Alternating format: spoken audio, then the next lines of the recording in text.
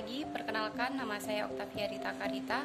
Saya mahasiswa Akademik Keperawatan Bethesda Serukam, Prodi D3 Keperawatan tingkat 2 semester 4. Pada video kali ini, saya akan melakukan penyuluhan pendidikan kesehatan yang berjudul Pemberian ASI Eksklusif.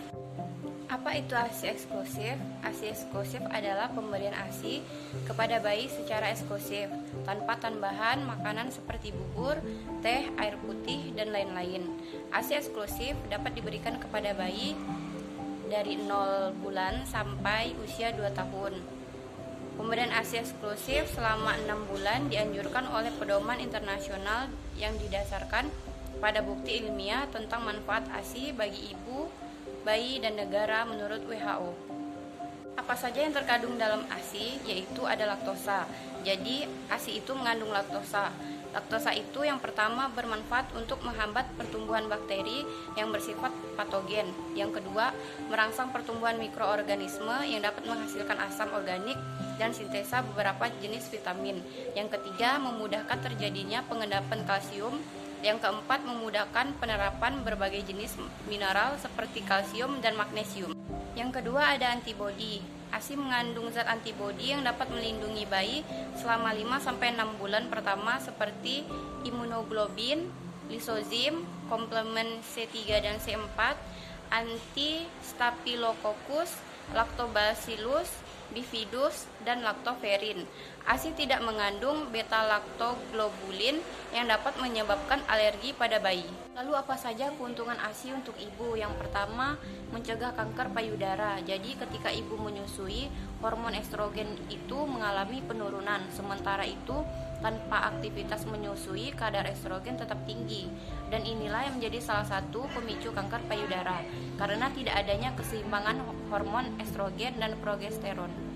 Yang kedua, ada mencegah perdarahan pasca persalinan. Jadi, rangsangan pada payudara ibu oleh isapan bayi akan diteruskan ke otak dan kelenjar hipofisis yang merangsang terbentuknya hormon oksitosin, membantu kontraksi kandungan dan mencegah terjadinya perdarahan pasca persalinan.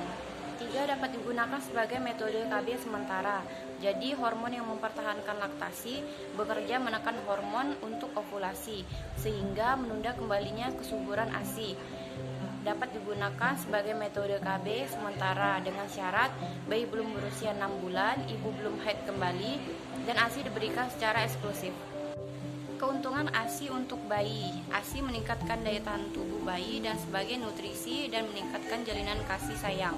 Yang pertama itu, jadi ASI dapat meningkatkan daya tahan tubuh bayi, yaitu yang mengandung zat kekebalan yang dapat melindungi bayi dari infeksi virus, parasit, dan jamur. Yang kedua, ASI dapat menjadi nutrisi karena ASI merupakan sumber gizi yang sangat ideal dengan konsumsi yang seimbang dan sesuai dengan pertumbuhan bayi. Yang ketiga, ASI dapat meningkatkan jalinan kasih sayang. Yang selanjutnya, apa masalah dalam menyusui dan bagaimana cara penanganannya? Yaitu yang pertama, ada ASI kurang. Seringkali ibu merasa bahwa ASI-nya itu kurang, padahal tidak, karena dapat disebabkan oleh bayi yang sering menangis sehingga ibunya tergesa-gesa ingin memberikan susu formula.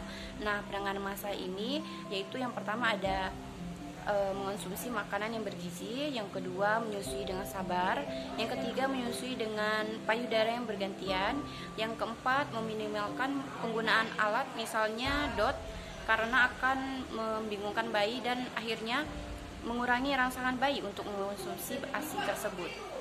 Selanjutnya, yang kedua, bayi bingung puting. Bayi yang mendapatkan susu formula bergantian dengan ASI akan mengalami nifas atau bayi bingung dengan puting sehingga waktu menyusui ibunya sering terputus-putus, bahkan kadang menolak menyusu ibunya. Nah, penanganan yang dapat dilakukan masalah ini yaitu yang pertama, ibu harus mengusahakan pemberian ASI eksklusif. Yang kedua, menyusui dengan cara yang benar. Yang ketiga, menyusui lebih lama dan sering. Yang ketiga, payudara bengkak. Jadi pada hari-hari pertama ibu menyusui, seringkali menyusui itu kurang efektif sehingga ASI mengumpul pada payudara, menekan pembuluh darah dan saluran limfe. Hal ini mengakibatkan payudara menjadi bengkak dan nyeri. Untuk menghindari hal tersebut, maka dilakukan yang pertama, susui bayi setelah bayi lahir. Yang kedua, menyusui menurut kehendak bayi, jangan dijadwalkan. Yang ketiga, susui bayi dengan teknik yang benar.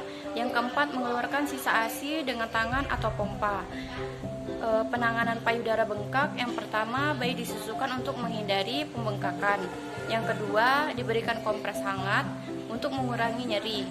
Dan yang ketiga, atau yang terakhir, melakukan masas atau pijat pada payudara. Yang keempat, puting payudara lecet. Ini dapat dirawat dengan yang pertama, ibu memberikan ASI pada keadaan luka yang tidak begitu sakit. Yang kedua, mengoleskan kolostrum atau ASI di sekitar puting sesudah menyusui. Yang ketiga, puting susu diistirahatkan selama kurang lebih 1 kali 24 jam.